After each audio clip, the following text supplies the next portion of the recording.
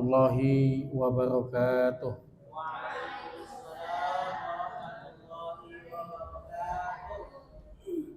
Innal hamdalillah nahmaduhu wa nasta'inuhu wa nastaghfiruh wa na'udzu billahi min shururi anfusina wa min sayyiati a'malina.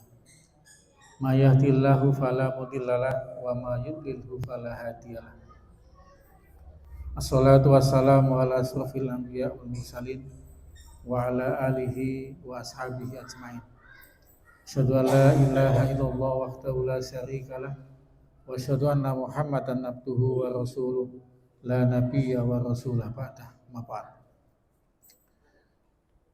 Bapak Ketua DMW Ustadz Yusuf yang kami hormati, Bapak Ketua Yayasan serta pengurus, para ustadz ustazah, hadirin wal hadirat rahimakumullah. Luar biasa tadi yang disampaikan oleh Ustadz Yusuf tentang pentingnya mengatur ritme sebagai Abdullah dan juga sebagai hamba Allah, sebagai khalifah Allah di muka bumi. Alhamdulillah saya masih diberi kesempatan di sini, hadir di sini. Mungkin lebih tepatnya bukan ketua DPW Pak Dwi, masih pembina, karena belum ada pergantian. Tapi terserahlah Pak nanti ya, alhamdulillah. Yang jelas ya, saya sampai hari ini masih berada di Sumatera Selatan. Walaupun pikirannya sudah ke sana, ya, pikirannya ke sana. Ya, saya mau pindah di sana, sudah disiapin tempat, ya, sudah ada tempatnya, perlengkapannya ada. Cuma satu yang kurang, istrinya belum ada. Ya. Istrinya masih di sini, jadi nggak mungkin di sana. Masa ada istri dinas nanti, bahaya. Alhamdulillah. Bapak Ibu sekalian dirahmati Allah. Kita patut bersyukur keberadaan kita di Hidayatullah ini. Terlebih kita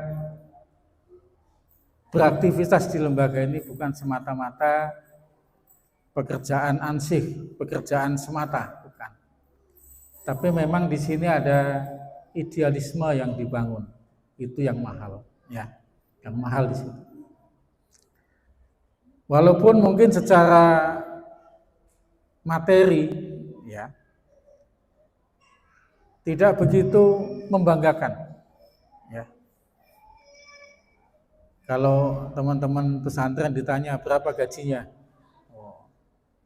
dulu jawabannya ya ajrun ghair mamnun, itu, ya. Sekarang beda jawabannya, berapa gajinya? 2 koma katanya. Setiap tanggal 2 koma atau apa istilahnya ya ini.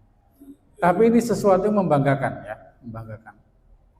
Walaupun dimanapun beradaan kita tidak lepas dari yang namanya masalah ataupun problem, itu di mana saja pasti ada.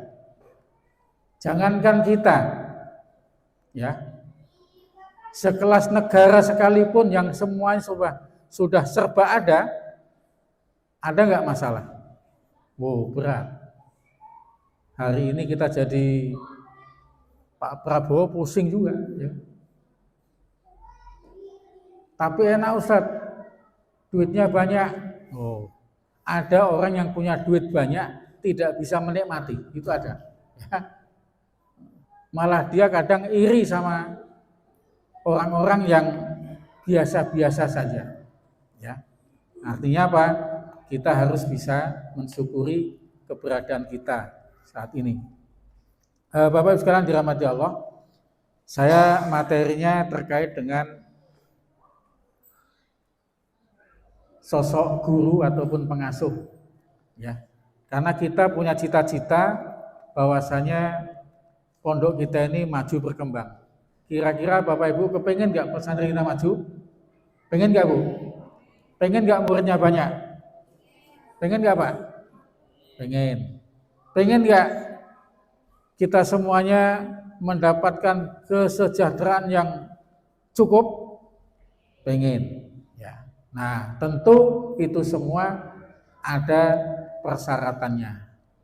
Ini saya ambil dari sebuah buku yang judulnya 7 karakter teladan pengasuh pesantren. Jadi kalau guru-guru kita ini, pengasuh-pengasuh kita ini punya pedoman ini, saya sangat yakin pesantren kita, sekolah kita sangat diminati oleh masyarakat. Ya.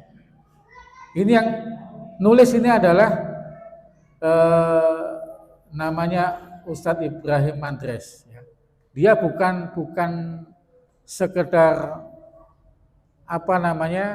guru semata, tapi dia pelaku di lapangan. Jadi buku ini ditulis berdasarkan pengalaman beliau di lapangan. Ya. Ini menarik ini. Judulnya 7 karakter teladan, 7 ya. 7 karakter teladan.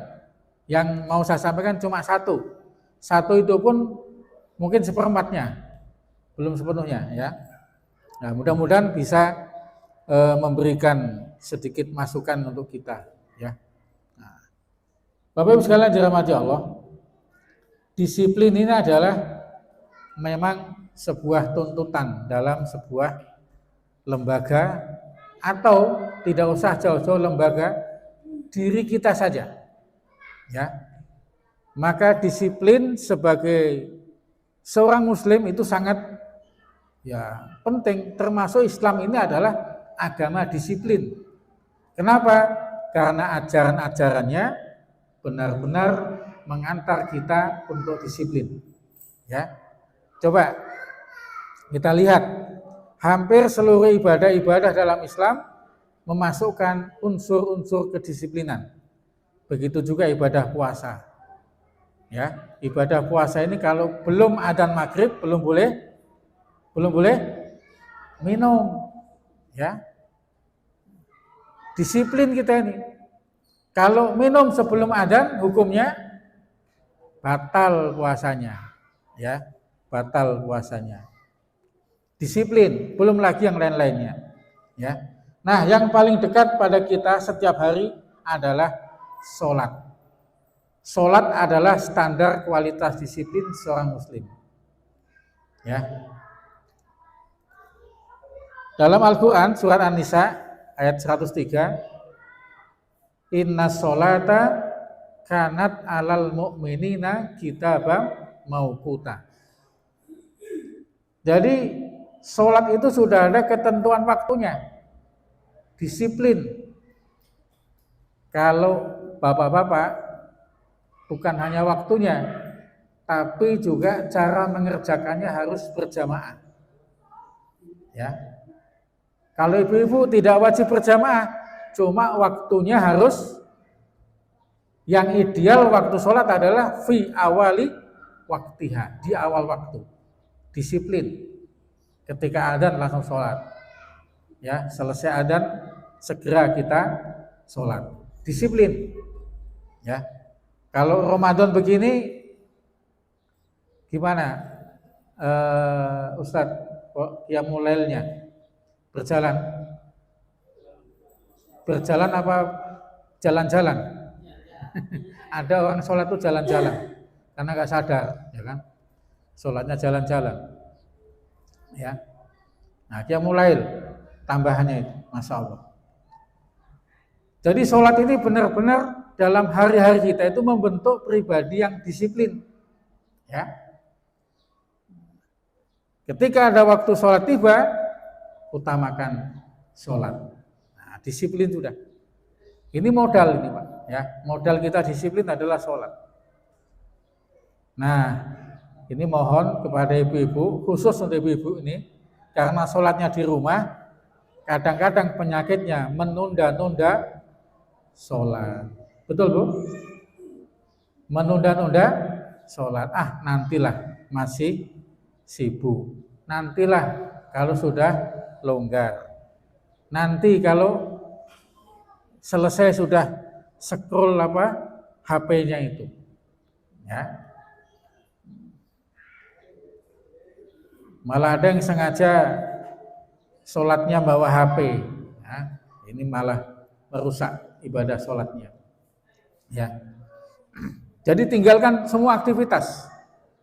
Kemudian ada dalam kitab Suwar min Hayatit Tabi'in, sesungguhnya orang yang meremehkan sholatnya, maka dia akan lebih meremehkan perkara yang lain. Kalau sholat saja diremehkan, berarti yang lain itu ya nggak penting. Sholat nggak penting. Ya. Di kalangan masyarakat secara umum, kadang sholat ini masih dianggap main-main. Ya, kok nggak sholat asar waktu sudah mau maghrib? Nanti bisa dikodok.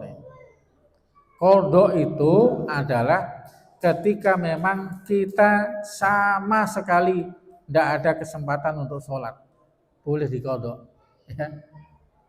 Contohnya misalnya, ketika kita di jalan kecelakaan, waktu sudah mendekati maghrib, sholat asarnya belum, karena dalam perjalanan, mungkin kecelakaannya habis asar, proses macam-macam, nggak terkejar lagi, ya, sehingga nggak mampu, nggak sempat untuk sholat, baru dikodok. Ya. Ini, jadi sholat benar-benar perkara yang penting dan ini membentuk kedisiplinan. Kemudian Imam Ahmad juga mengatakan setiap orang yang meremehkan perkara sholat berarti ia meremehkan agama. Ya, nah, makanya insya Allah kalau di kampus ya tidak ada bapak-bapak yang tidak ke masjid kecuali yang sakit, ya, yang sakit. Apa kata Nabi? Nabi sangat marah ketika ada sahabat yang tidak ke masjid sementara dia dalam keadaan sehat. Hadisnya cukup populer, pengen aku rasanya ngumpulkan kayu bakar untuk membakar rumah orang-orang yang tidak mau ke masjid. Mau dibakar rumahnya, Bu. Nah, kita di pesantren bakar aja rumah pesantren, bukan rumah saya. Ya. Artinya apa? Nabi itu sangat marah ketika ada sahabat kaum muslimin yang tidak ada uzur tidak ke masjid. Bapak-bapak, ya. Tapi sekarang kebalik, di kompleks saya itu kalau tarawih itu banyaklah ibu-ibunya dibanding bapak-bapaknya. Ramai ibu-ibunya, semangat ibadah. Bapak-bapaknya mungkin masih sibuk ya. Nah, ini. Jadi sholat standar kualitas disiplin seorang muslim. Kalau dia sholatnya baik, mudah-mudahan yang lainnya juga tertib. Tiada kesuksesan tanpa disiplin. Nah, ini. Jadi Bapak Ibu, satu saja di sekolah harus dibiasakan disiplin, apapun itu. Waktu masuk, waktu pulang, waktu istirahat. Apapun aktivitas kita agar sukses, kita harus disiplin. Tiada cerita sukses tanpa disiplin. Kalaupun ada, itu pengecualian. Tapi kebanyakan mayoritas adalah ya disiplin. Ya. Kalau memang ingin sukses maka wajib disiplin. Baik, ya disiplin ini Bu, Pak, ternyata bukan hanya masalah yang ma'ruf saja, yang mungkar saja. Kalau ingin sukses disiplin. Yang mungkar, coba maling itu disiplin. Maling itu disiplin. Besok targetnya rumah itu, maka sore dia sudah mengintai. Malam sudah eksekusi. Setelah eksekusi, kemana dia melarikan hasil curiannya itu? Ya, ada perampok hebat, habis merampok bank, digasak semua isi bank itu, uangnya. Sampai di rumah, temannya nanya, berapa hasil rampokan kita hari ini? Tapi perampoknya rupanya cerdas, tidak usah dihitung. Besok kita lihat berita berapa kerugian bank itu. Tahu jumlahnya hasil rampokannya itu. Jadi dalam hal kemungkaran saja, kalau ingin sukses, sukses dalam kemungkaran. Itu disiplin. Kalau nggak hati-hati, coba apa resikonya pencuri kalau nggak hati-hati? Resikonya ya di masa, ya dihukum oleh masa, itu resikonya. Nah, resikonya berat sekali. Nah, apalagi kita cerita tentang kebaikan, tentang mencetak generasi, mencetak kader. Ini benar-benar harus disiplin. Ya. Tiada kesuksesan tanpa kedisiplinan. Ya. Coba sekolah kita masuk jam berapa, Bu? Pagi. Jam berapa? Jam 7. Jam 7 betul? Ya, aturan jam 7. Ibu sampai sekolah jam berapa? Jam nah, jam 6 lewat 30 itu udah bagus ya. Ini harus memang dimulai, nggak usah ditaruh-taruh lagi, Pak. Ya. Jadi sebagai bentuk kita sebagai khalifah Allah di muka bumi ini, tunjukkan bahwasanya kita harus disiplin dalam mengemban amanah ini. Nah, insya Allah kalau ini kita terapkan, anak didik kita pun juga akan mendapatkan imbasnya. Ya. Yang kedua, tiada kedisiplinan tanpa keteladanan. Nah, tidak mungkin, Bu. Nggak mungkin kita nuntut anak santri kita untuk disiplin kalau kita sebagai guru dan pengasuh tidak disiplin. Sulit rasanya. Kalau kita sudah menjadi teladan di pesantren atau sekolah, tidak perlu repot lagi membuat peraturan. Karena apa yang kita lakukan pasti akan ditiru oleh santri. Ya. Nah, repot lagi. Ini pengasuhnya ada nggak yang putra ini? Ya ada. Wah, ini lagi ngasuh. Kan santrinya pulang semua santrinya. Ini materi penting ini.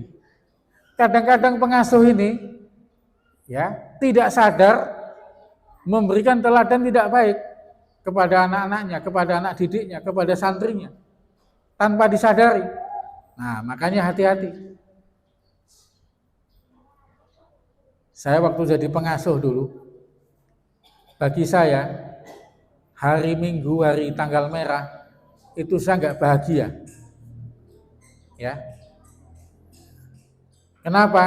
Karena tanggal merah itu saat-saat di mana para santri mau kabur, sementara aturannya tidak ada perpulangan. Ya, itu santri ya masih ada saksinya nih, Ustadz Dwi, Ustadz Sapril, Ustadz Sarjono. Ya, kita mikir ini kalau hari tanggal merah saya jalan-jalan, bisa-bisa anak-anak pada bubar. Wah, sehingga kita harus nunggu ya anak-anak itu apa kegiatannya. Nah, ini ya, keteladanan tidak bisa dipisahkan ya, termasuk kata-kata ucapan guru itu sangat ditiru oleh anak-anak kita ya. Tapi alhamdulillah ya, sekolah kita tidak ada kan ustazah kita yang masuk kelas bawa kayu, ada nggak? Nggak ada ya. Nah, nggak usah. Kekuatan ibu-ibu itu bukan kekuatan fisik, tapi kekuatan kata-kata. Ya, menyentuh hatinya. Itulah the power of keteladanan, ya. Ini. Ya, termasuk dari pengurus tertinggi yayasan dan seterusnya. Harus ada keteladanan, ya. Nah, ada dua model ini, Bu, ya. Ada guru teladan, ada guru kejam. Seorang guru yang disiplin, kemudian dia menyuruh muridnya disiplin, itu namanya guru teladan. Tapi kalau ada guru tidak disiplin, lalu menyuruh muridnya disiplin, namanya guru kejam. Nah, tidak ada teladan. Pokoknya nak, kamu harus ke masjid duluan. Ya, Ustadz kok nggak ke masjid duluan? Bukan urusan kamu. Ya, nah ini berat nanti. Akhirnya apa? Anak-anak itu nurut, anak-anak itu tunduk, bukan karena sosok ustadz saja, tapi karena dia takut kepada ustadz saja. Itu namanya guru kejam. Nah, jangan ya. Kira-kira kalau kita jadi murid dulu, seneng nggak sama guru yang kejam begini? Nggak seneng ya, nggak seneng. Ya, makanya jadi guru ini benar-benar memang murah senyum, menyenangkan, ya, setiap harinya. Apabila seorang guru tidak disiplin dan tidak menjadi teladan, maka suatu saat bukan murid yang tidak hormat kepada guru, tetapi guru itu sudah tidak terhormat. Ya, ini adalah harga diri seorang guru. Termasuk ini